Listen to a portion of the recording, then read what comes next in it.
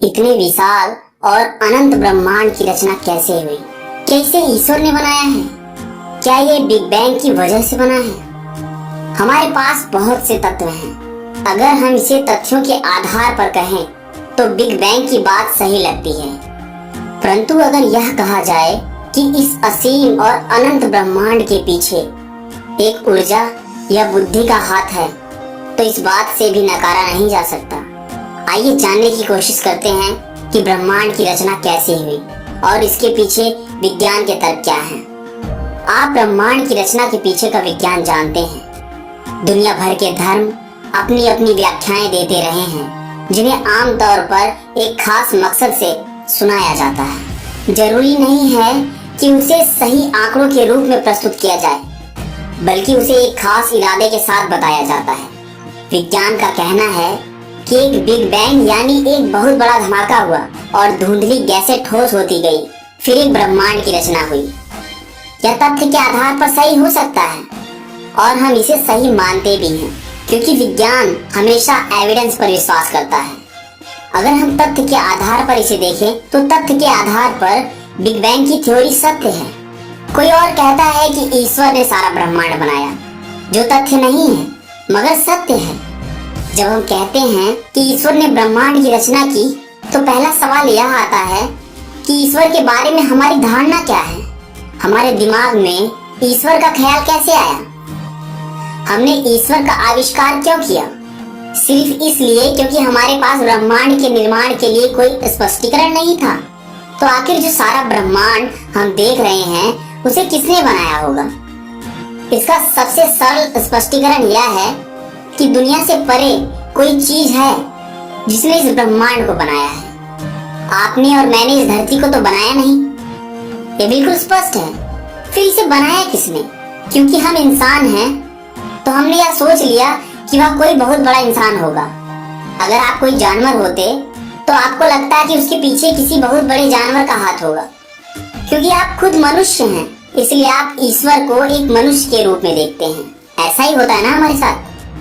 हम जब भी भगवान की कल्पना करते हैं तो भगवान की कल्पना हम एक मनुष्य रूप में करते हैं। चलिए मान लीजिए अगर आप चींटी होते तो ईश्वर के बारे में आपका विचार एक बड़ी चींटी जैसा होता।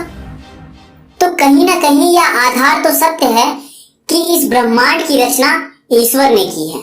तो ईश्वर को हम जो भी रूप देते हैं वह हमारी मानवीय बुद्धि है, मगर मुख्य रूप से हम यह स्वीकार करते हैं कि दुनिया से परे कोई ऐसी चीज है जिसने इस ब्रह्मांड की रचना की है। इसमें कोई संदेह नहीं है, मगर वह इस दुनिया से परे चीज है क्या? इसे लोग अपने तरीके से समझाने की कोशिश करते हैं, मगर आज तक कोई समझा नहीं पाया और उसे समझाया भी नहीं जाना चाहिए। क्योंकि अगर आपने इसे समझ लिया तो इसका मतलब ब्रह्मांड का अस्तित्व ही खत्म हो गया। ब्रह्मांड मतलब अनंत, जिसे हम कभी समझ ही नहीं सकते। जितना ब्रह्मांड को समझा जाए उतना कम है। जितना हम ब्रह्मांड के नजदीक जाते जाएंगे ब्रह्मांड उतना विशाल होता जाएगा। हमसे परे किसी ऐसे आयाम ने इसे बनाया है, किसी ऐसी ऊर्जा ने इसे बनाया है। तो यह बात तो साबित हो जाती है कि हमसे परे किसी अन्य आयाम ने इसे बनाया है। दूसरी बात यह है कि जब आप पैदा हुए थे तो आप ऐसे नहीं थे। आपके पास एक छोटा सा शरीर था, फिर यह शरीर इतना बड़ा कैसे हुआ? इसका निर्माण अंदर से होता है या बाहर से? इसका वास्तव में जवाब है अंदर से। आप भोजन के रूप में कच्चा माल इसे दे रहे हैं, मगर चाहे आप कुछ भी खाएं वह भोजन इंसान बन जाता है। यानी आप कुछ भी खा रहे हैं वह हमारे शरीर में यूज हो रहा है और वह हमें एक इंसान के रूप में प्रदर्शित कर रहा है। यानी इसमें एक खास बुद्धि, काबिलियत और ऊर्जा है जो रोटी के टुकड़े को इंसान बनाने में सक्षम है। आप चाहे कुछ भी खाएं वह चीज इंसान बन जाता है। तो क्या इस बुद्धि, काबिलियत और ऊर्जा से, जिसे आप ईश्वर कहते हैं, हर चीज की रचना नहीं होती? इस अस्तित्व के आधार को आप ईश्वर कहते हैं। यह सिर्फ एक शब्द है। आप चाहे उसे ईश्वर कहें, शिव कहें, राम कहें, चाहे जो भी कहें, मुख्य रूप से वह इस ब्रह्मांड का आधार है जिसके लिए आप उसके सामने झुकते हैं, क्योंकि वह आपसे परे है, आप उसे समझ नहीं पा रहे हैं। जिस चीज को आप समझ नहीं पा रहे हैं उस चीज के सामने आपका नतमस्तक होना स्वाभाविक है।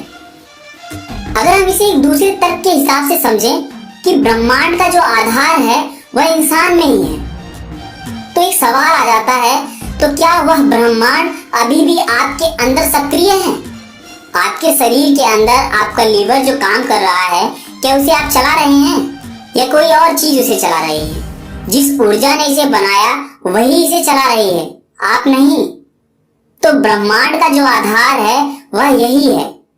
अगर किसी पेड़ को बड़ा होना है, फूल को खिलना है और कुछ भी घटित होना है, तो उसमें वही ऊर्जा काम कर रही है, यह उसी की रचना है। अब वह ऊर्जा क्या है? जीवन की हमारी धारणा बहुत मानव केंद्रित है, इसलिए हम सोचते हैं कि ईश्वर एक बड़ा और महान इंसान है। ऐसा सोचने में कोई बुराई नहीं है, क्योंकि ईश्वर हर चीज में है। इसलिए जब आप देखते हैं कि वही ऊर्जा हर शरीर में सक्रिय है, तो आप हर किसी को देखकर सिर झुकाते हैं। आप जो ईश्वर के साथ करते हैं वही हर किसी के साथ करते हैं। अगर आप किसी व्यक्ति को देखें तो आप उसे पसंद या नापसंद कर सकते हैं। अगर आप किसी के शरीर को देखें तो आप उसके प्रति आकर्षित हो सकते हैं, या ऐसा भी हो सकता है आप उससे नफरत करने लगे। अगर आप किसी के मन को देखें तो आप उसे स्वीकार या अस्वीकार कर सकते हैं। इसलिए पहली चीज यह है कि आप स्वीकार करते हैं कि जो ब्रह्मांड का आधार है वह हर इंसान में है, इसलिए आप उसके आगे सर झुकाते हैं। देखिए, ब्रह्मांड का स्रोत हर चीज में सक्रिय है। आप किसी भी चीज को ले लीजिए, आपको उसके अंदर ब्रह्मांड के दर्शन हो जाएंगे। इसलिए आप सिर्फ किसी व्यक्ति विशेष के आगे ही सिर नहीं झुकाते, बल्कि आप किसी गाय, कुत्ते, चींटी, चट्टान, कीट पतंगे, पेड़ पौधे, जिनको भी आप देखते हैं, आप उसके आगे नतमस्तक हो जाते हैं, क्योंकि ब्रह्मांड का स्रोत हर चीज में सक्रिय है। ब्रह्मांड के पीछे की बुद्धि यहाँ भी मौजूद है। अगर आप सोचना चाहते हैं तो एक तरीका यह है कि ईश्वर वह ऊर्जा है जिसने हर चीज की रचना की है। सोचने का दूसरा तरीका यह है कि ईश्वर वह बुद्धि है जो हर चीज को बनाती है, क्योंकि उसकी बुद्धि अद्भुत है। इतने सारे विज्ञान के बावजूद हम एक पत्ता तक नहीं बना सकते, हम वास्तव में एक परमाणु तक नहीं बना सकते। इसलिए ब्रह्मांड के पीछे की बुद्धि इतनी अद्भुत है कि अगर आप बुद्धि के प्रशंसक हैं तो उसे बुद्धि कहेंगे। अगर आप ऊर्जा के प्रशंसक हैं तो इसे जबरदस्त ऊर्जा कहेंगे। अगर आप आकारों और रूपों के प्रशंसक हैं तो आप इसे पुरुष, स्त्री या और कुछ कहेंगे। तो बात यह है कि आपके बोध से परे एक आयाम, बुद्धि और ऊर्जा है जो हर चीज को चला रही है, मगर वही ऊर्जा, बुद्धि और काबिलियत आपके अंदर भी है, इसलिए वह आपके बोध के परे भी नहीं है। अगर आप चाहें तो उसका अनुभव कर सकते हैं, मगर उसे समझा नहीं सकते। व्याख्याएं मूर्खतापूर्ण हैं।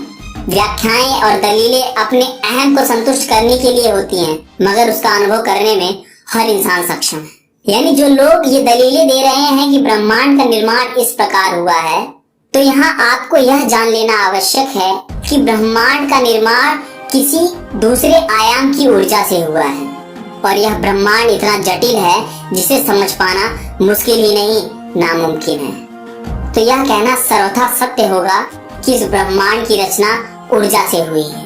इस ब्रह्मांड की रचना के पीछे एक एनर्जी है। इस ब्रह्मांड की रचना के पीछे एक ऐसा आयाम है जिसे अभी विज्ञान नहीं समझ पाया है। तो आज की वीडियो में बस इतना ही। आशा करता हूँ आपको वीडियो पसंद आया हो।